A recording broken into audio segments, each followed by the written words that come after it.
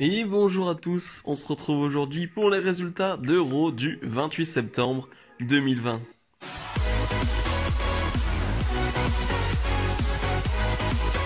Et on ouvre le show avec les 4 légendes qui ont aidé Drew McIntyre à battre Randy Orton hier.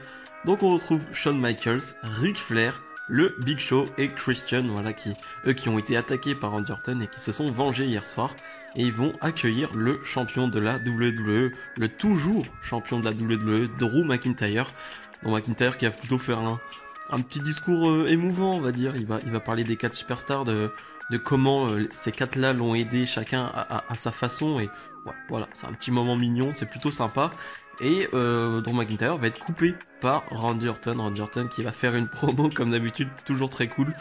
Il va nous dire que c'est jamais fini. Tant que lui n'a pas décidé que c'était fini, ce n'est pas fini.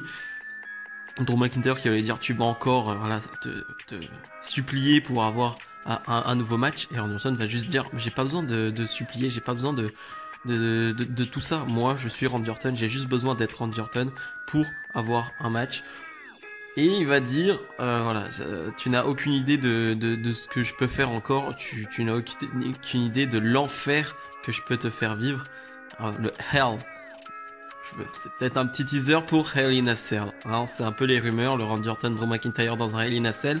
Donc voilà, je sais pas, pour l'instant je parlerai pas de Randy Orton encore, on en parlera peut-être plus tard dans la soirée, mais Drew McIntyre qui va dire tout simplement...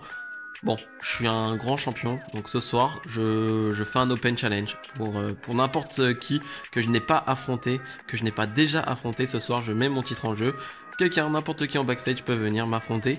Et je trouve ça cool. J'adore les open challenge. Pour le titre de la WWE, on en a rarement. Ça se fait beaucoup pour le titre États-Unis ou intercontinental. Mais pour le titre de la WWE, je trouve ça trop bien. Voilà, j'ai des souvenirs de ce genre de truc avec un Seth Rollins qui fait ça. Et c'est Neville qui arrive. Et c'était trop bien comme match. Enfin voilà, il y a ce genre de truc. Et voilà, en tout cas, c'est vraiment une bonne chose, je trouve. Asuka défend son titre de championne d'Euro face à Zelina Vega dans un rematch de Clash of Champions. Et j'ai envie de dire, c'est un peu la même chose qu'à Clash of Champions, c'est-à-dire que c'est frais, c'est assez court, c'est 5-6 minutes, mais c'est cool.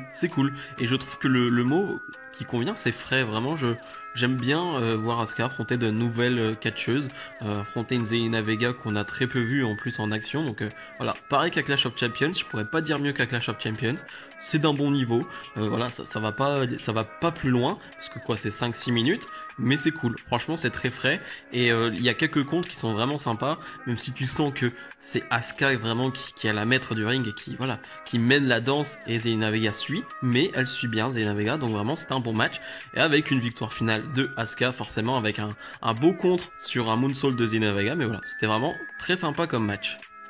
Et tout de suite après ce match, on a Andrade qui va prendre le micro avec une Zelina Vega qui revient en backstage.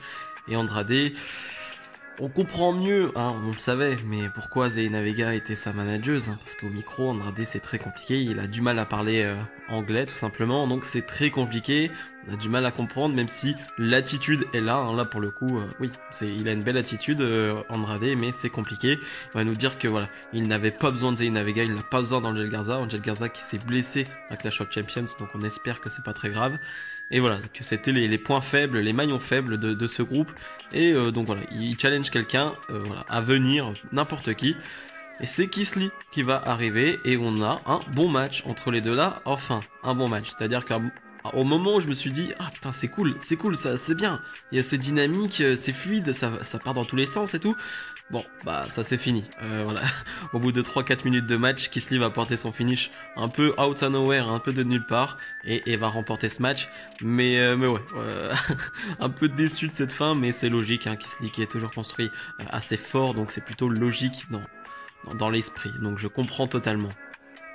Jerry Lawler nous présente son petit talk show avec les Mysterio en tant qu'invité. On va pas se mytho, c'est pas forcément des bons segments, hein, la semaine dernière avec Seth Rollins et tous les Mysterio, c'était pas terrible du tout.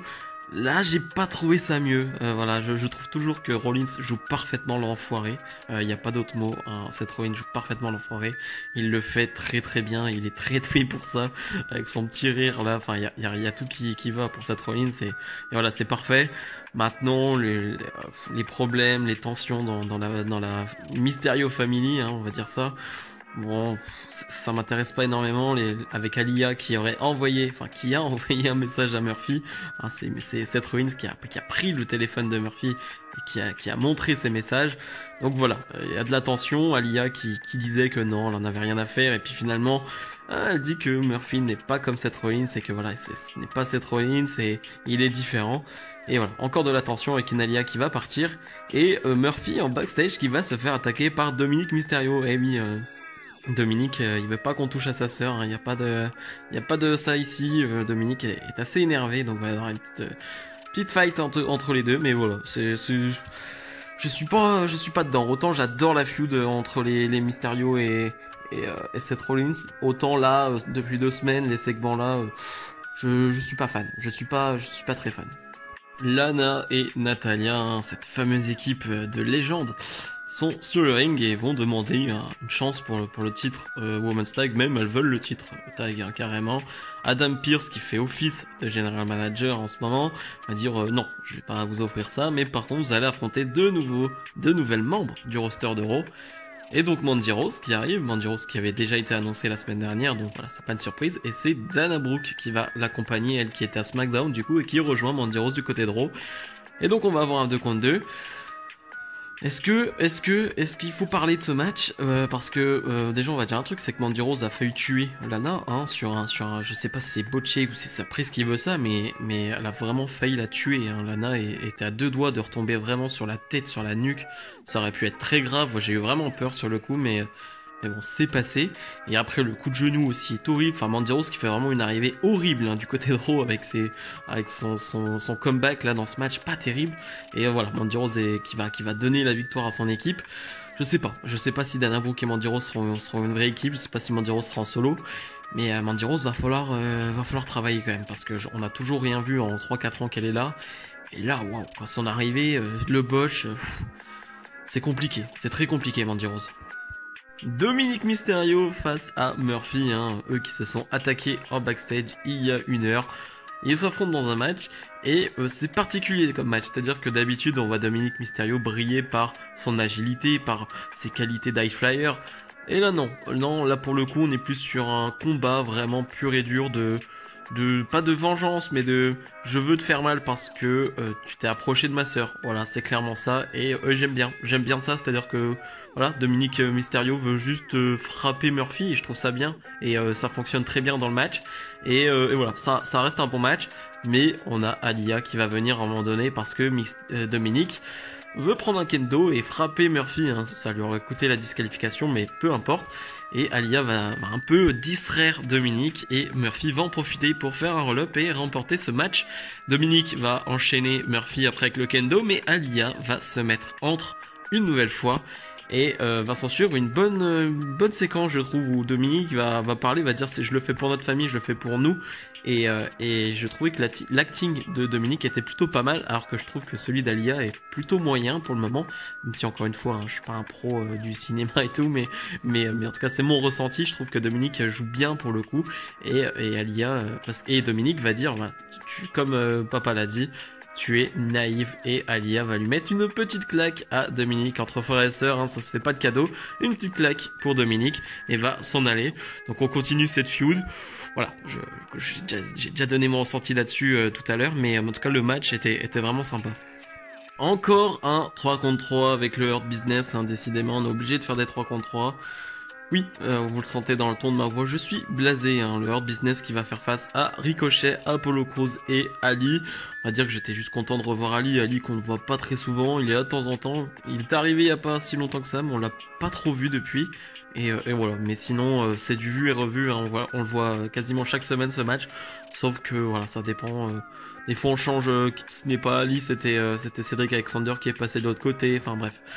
Vu et revu, et voilà, l'action est bonne parce que Ricochet, Ali et Apollo sont bons, mais Mais voilà, c'est du vu et revu et je prends pas un plaisir énorme en voyant ce match, en regardant ce match. Et Ali va donner la victoire à son équipe et c'est tout ce qu'il y a à retenir. Ah si, il y a eu un petit truc de rétribution, mais ils ne sont pas venus. C'était un petit suspense, une petite pression, mais voilà, ils ne sont pas venus. Mais voilà, il n'y a pas grand chose à retenir. Et donc, le main event, Drew McIntyre, hein, qui fait un open challenge pour son titre de la WWE.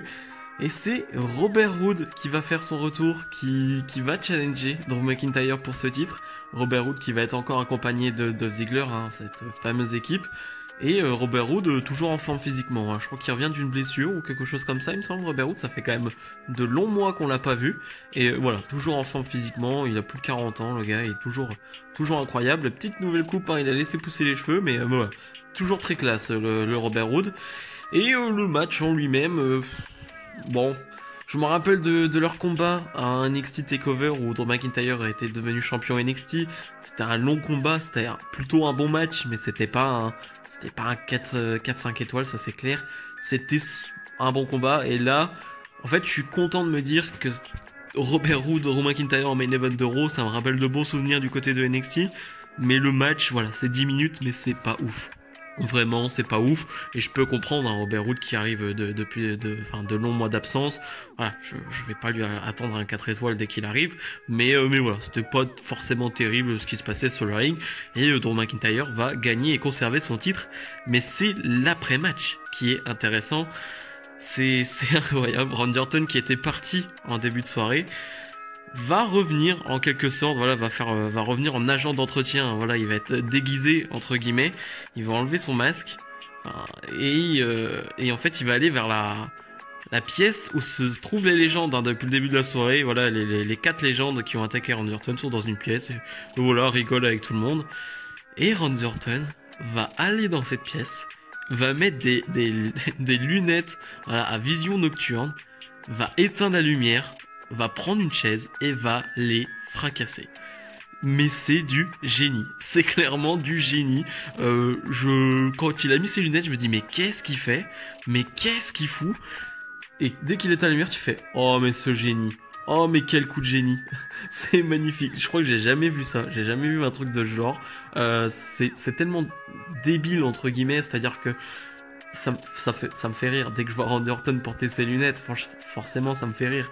Mais l'idée est géniale. L'idée, je trouve, elle est géniale. Ça te permet de frapper des légendes sans les frapper, donc leur porter vraiment de coups, et donc pas mettre leur santé en danger, mais de faire le truc réaliste. Et j'ai trouvé ça top. C'était vraiment une superbe idée. Là, pour le coup, c'est une superbe idée. Je sais pas qui a eu cette idée, mais ça, c'est une top idée. Ça, vraiment, c'est un truc très ingénieux et vraiment très cool. Vraiment très sympa.